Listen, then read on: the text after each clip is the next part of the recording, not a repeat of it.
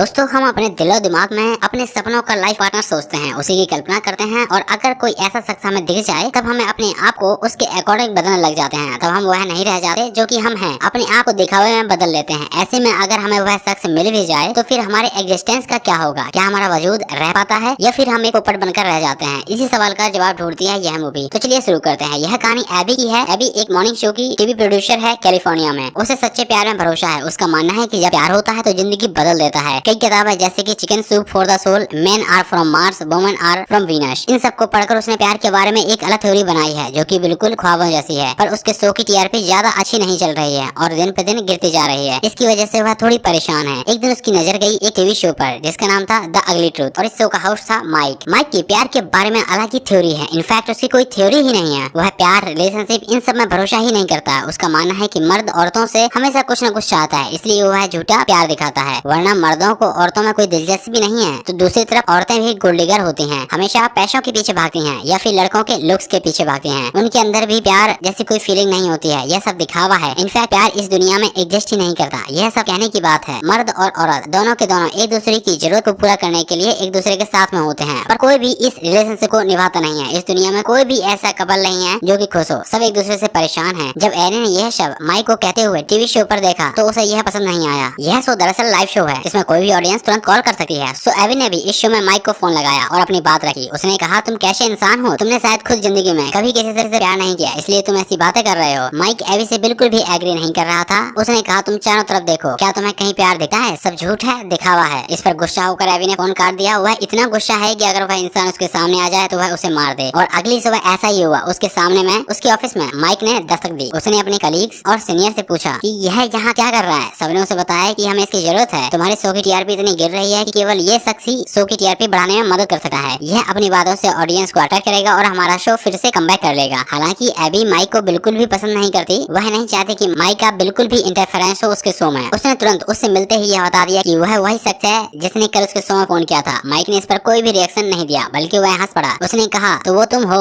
जो इस झूठ भरी दुनिया में प्यार ढूंढ रही हो। एबी ने इसका कोई जवाब नहीं दिया और वहाँ से चली गई। और कुछ समय के बाद शो अच्छा करने लगा और इसकी टीआरपी भी बढ़ने लगी। पर अभी भी एबी चाहती है कि माइक शो को छोड़कर चला जाए क्योंकि वह उसको बिल्कुल पसंद नहीं करती। इसी समय एबी के पड़ोस में एक शख्स रहने आया। नाम है कॉलिन। कॉलिन बिल्कुल वैसा है जैसा एबी उसे सपनों में देखा करती थी। वो बिल्कुल मैन ऑफ द ड्रीम है। उसकी वैसे ही पर्सनालिटी है। एबी पेड़ में चढ़कर उसके घर की खिड़की से उसको देख रही थी, तभी अचानक उस पेड़ की डाल टूट गई और वह गिरने लगी और वह टूटी हुई डाल से लटक गई। और आवाज सुनकर कॉलिन ने उसे खिड़की से देखा और दौड़ते हुए उसे बचाने गया। एबी इस समय बहुत नर्वस थी। उसे समझ में नहीं आ रहा था कि वह कैसे रिएक्ट करे। कॉलिन उसे अपने घर लाया, उसकी फिजियोथेरेपी की और उसे अपने घर जाने को कह दिया। एबी आज इतनी खुश थी कि वह खुशी के मारे ये इंसिडेंट सबसे शेयर करना चाहते थे। उसने अपने सभी दोस्तों से बताया कि वह अपने सपनों के राजकुमार से मिली। अगर वह उसे मिल जाए तो उसकी जिंदगी बदल जाए। माइक को जलाने के लिए उसने उससे भी यह सारी बातें बताई। माइक ने कहा, तुम फिक्र मत करो, उसे पाने में मैं तुम्हारी मदद करूंगा। एबी को जरा भी भरोसा नहीं है कि वह कॉलिन को पा सकती है। माइक ने कहा कि मैं तुम्हारी मदद तो करूंगा और वो तुम्हारे पास आएगा भी, लेकिन तुम्हें मुझे इस शो में सपोर्ट करना होगा ताकि यह शो और भी अच्छा चल सके। एबी ने तुरंत ही माइक की बात मान ली। वह किसी भी तरह कॉलिन को पाना चाहती है। अब एबी वही करती है जो माइक उसे बताता है। कभी वह कहता है कि कॉलिन को इग्नोर करो और वह इग्नोर करती है। कभी उसे फोन करके वेट करने को कहता है तो वह ऐसा ही करती है। अभी धीरे धीरे कॉलिन एबी में इंटरेस्ट लेने लगा है। एबी भी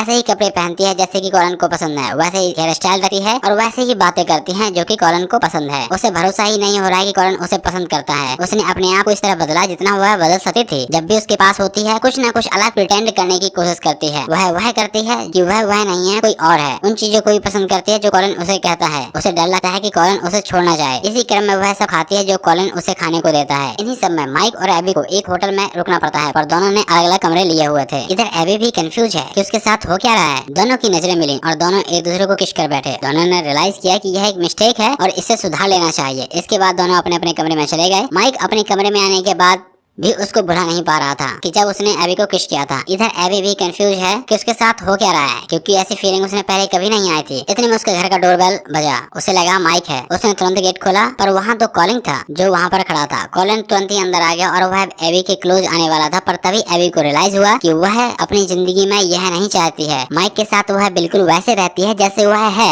उसे कुछ भी प्रिटेंड नहीं करना पड़ता है, जबकि कॉलिन के साथ वह एक अलग ही शख्स बनकर रह जाती है। कॉलिन का प्यार पाने के लिए उसे कितना प्रिटेंड प्रिटेंड करना पड़ेगा, यह सब सोचते हुए उसने अपनी विग उतार दी और अपने आप को कॉलिन के सामने जाहिर कर दिया। और साथ में उसने यह भी कहा कि मुझे ये पसंद नहीं है जो तुम ये खाते हो और मुझे खाने को देते हो। मुझे हमेशा तुम्हारे सामने कुछ और बनना पड़ता है और इस तरह मैं तुम्हारे साथ साथ अपने आप को भी धोखा दे रही हूँ। इन सब में माइक दरवाजे पर आ गया। उसने इन दोनों को एक साथ कमरे में देखा तो काफी उदास हुआ और यहाँ से चला गया। एबी ने कॉलिन से कहना जारी रखा, मुझे माफ कर दो, मैं अब और ज्यादा नकली इंसान नहीं बन सकती। और यह कहती हुई उसने अपना रिश्ता तोड़ दिया। इसके बाद वह अपने घर आ गई। उसे नहीं पता कि माइक उसे सच में प्यार करता भी है या नहीं, पर अब वह अपने आप को किसी के लिए नहीं बदलेगी, इस बात को उसे पूरा यकीन है। अब वह सिर्फ अपने आप से प्यार करती है। माइक ने भी उस शो को छोड़ दिया है, साथ ही दूसरा शो ज्वाइन कर लिया है। अब माइक को इस शो को चलाने के लिए दूसरा दोस्त चाहिए जो कि माइक की तरह ही मैजिक क्रिएट कर सके। उसने एक लड़का हायर भी कर लिया जो थोड़ी बहुत माइक की कॉपी कर लेता है, पर फिर भी वह अच्छे से नहीं कर पा रहा। एबी को यह महसूस हो गया है यह उतना कैपेबल नहीं है कि इसके शो को आगे ले जाए, लिहाजा वो खुद ही कैमरे के सामने आ गई और उसने माइक के लिए अपना गुस्सा उतारा और कहा कि सारे मर्द एक जैसे ही होते हैं, इनके अंदर फीलिंग नहीं होती, वो सिर्फ औरतों से अपनी जरूरतें पूरा कराना चाहते हैं और सोचते हैं कि हर औरत गोल्ड डिगर होती है, पर ऐसा नहीं है, सारी औरतें ऐसे नहीं सोचती हैं। इस समय एबी लाइव थी और माइक उसे देख पा रहा था। वह अपने आप को रोक नहीं पाया और दौड़ते हुए कैमरे के सामने गया।